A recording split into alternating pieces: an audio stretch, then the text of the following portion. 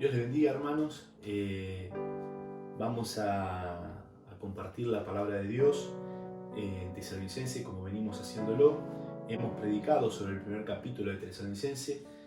Ahora vamos a arrancar predicando el segundo capítulo de Tesalonicense, donde Pablo hace una división bastante interesante en lo que es el mensajero y lo que es el receptor del Evangelio. Creo que Pablo, si bien Pablo se estaba relacionando o estaba dando este mensaje a la iglesia tesalonicense por una situación particular que él estaba viendo, yo creo que toda palabra, como dice la palabra de Dios, toda palabra es para uno y es para poderla recibir y es para cada uno de nosotros.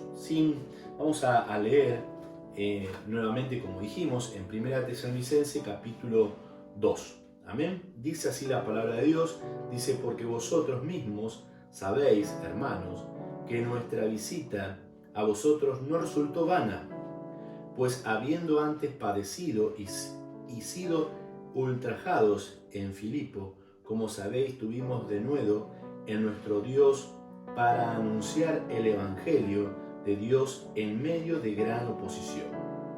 Porque nuestra exhortación no procedió de error ni de impureza, ni fue por engaño, sino que según fuimos aprobados por Dios para que se nos confiese el Evangelio, así hablamos no como para agradar a los hombres, sino a Dios, que prueba nuestros corazones. Porque nunca usamos de palabras lisonjeras, como sabéis, ni descubrimos avaricia, Dios es testigo, ni buscamos gloria de los hombres, ni de vosotros, ni de otros, aunque podíamos seros carga como apóstoles de Cristo. Antes fuimos tiernos entre vosotros, como la nodriza que cuida con ternura a sus propios hijos. Tan grande es nuestro afecto por vosotros, que hubiéramos querido entregarnos no solo el Evangelio de Dios, sino también nuestra propia vida, porque habéis llegado a sernos muy queridos. Porque os acordáis, hermanos, de nuestro trabajo y fatiga, cómo trabajamos de noche y de día, para no ser grabados a ninguno de vosotros. Os predicamos el Evangelio de Dios. Vosotros sois testigos, y Dios también, de cuán santa, justa e irreprensiblemente nos comportamos con vosotros los creyentes. Así como también sabéis de qué modo, como el Padre a su Hijo, exhortamos y consolábamos a cada uno de vosotros. Yo os encargamos de anduvieseis como es digno de Dios, que os llamó a su reino y gloria. Amén. Con esto, ¿qué dice la palabra de Dios? Si podríamos repetir o leer nuevamente el versículo 4, dice que según fuimos aprobados por Dios para que se nos confiese el Evangelio, así hablamos no como para agradar a los hombres, sino a Dios. Es interesante ver cómo la palabra de Dios nos dice primeramente que Él nos aprobó y nos confió el Evangelio. ¿Qué quiere decir con nos aprobó? Estamos aprobados delante de Dios. Él escudriña nuestros corazones y al escudriñar nuestros corazones conoce las intenciones de cada uno de nosotros, conoce nuestros corazones, conoce nuestra intimidad, conoce nuestro sentir, conoce nuestros pensamientos. Él nos aprueba para que llevemos un evangelio. Ahora, nos confía el evangelio. Muchas veces nosotros, cuando tomamos la palabra de Dios y decimos el evangelio, mucho lo tomamos en forma banal. Decimos, bueno, Dios, tenemos que llevar el evangelio, tenemos que llevar tenemos que llevar un mensaje a nuestro vecino, a nuestro amigo, a nuestro familiar. Acá el Señor es bastante interesante cuando dice, le confió el Evangelio. El Evangelio, si uno se pone a pensar, es las buenas nuevas. Evangelio es llevar las buenas nuevas. Él nos confió ese evangelio. Él dice, la palabra de Dios dice en los evangelios y en Hechos, habla de que nosotros tenemos que llevar el evangelio a toda criatura. Como que siempre es el evangelio, nos confió a nosotros el evangelio. El evangelio es tan importante llevar estas buenas nuevas, porque en cierta forma esto de llevar las buenas nuevas es llevar a un Cristo resucitado, a un Cristo que murió por nosotros, a un Cristo que que fue entregado por nuestros pecados, un Cristo el cual hizo que Él pagó por nosotros nuestra deuda. Eso llevar las buenas nuevas, decir que aquel que cree y confía en el Señor Jesucristo, lo confiesa con su boca, lo cree en su corazón, es salvo.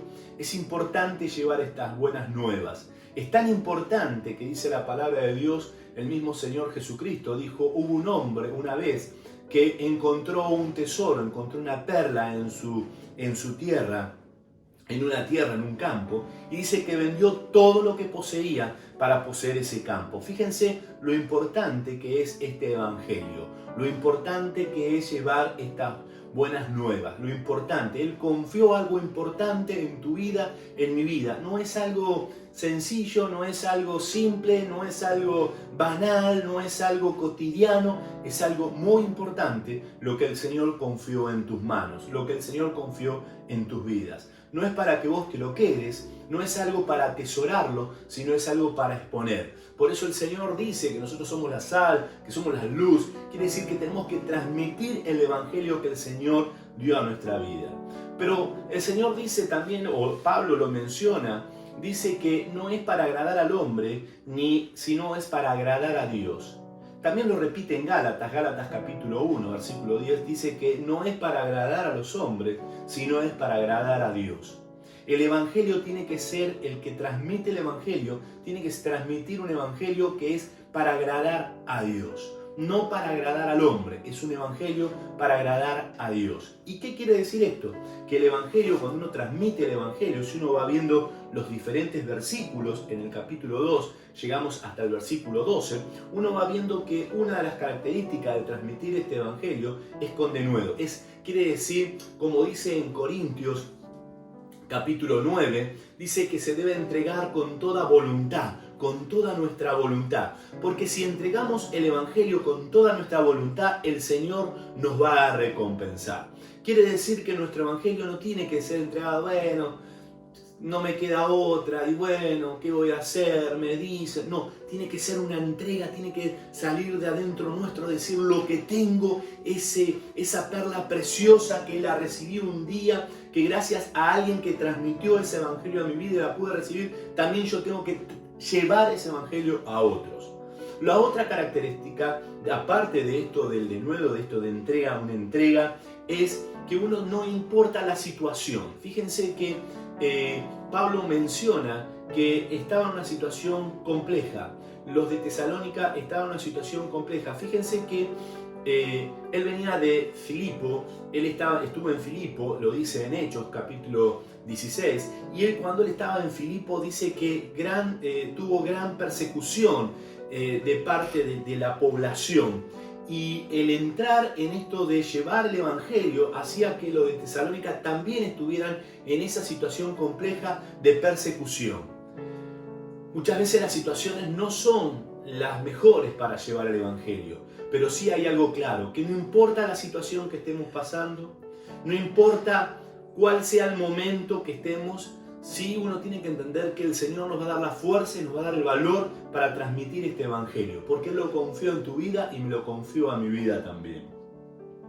La otra característica, si uno puede seguir viendo los versículos, es que no es para agradar a los hombres. Yo no tengo que cambiar el mensaje para que este mensaje sea atractivo para la gente. Muchas veces uno quiere llevar y uno escucha predicaciones en las cuales tal vez es un mensaje más de prosperidad, más de bendición y bendición y bendición y bendición. Uno no es que está, no está en contra de ese mensaje, Pero el mensaje de salvación, el mensaje evangelístico es un mensaje de buenas nuevas. Y las buenas nuevas no es que el Señor nos sana, eso es un regalo de parte de Dios. No es que el Señor prospera nuestra vida, eso es un regalo de parte de Dios.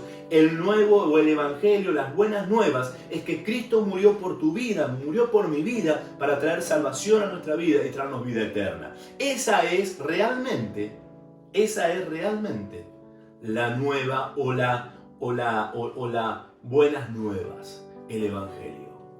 Quiere decir que uno no tenemos que transversar la palabra de Dios, cambiar la palabra de Dios para que esta palabra de Dios sea linda al oído de alguien.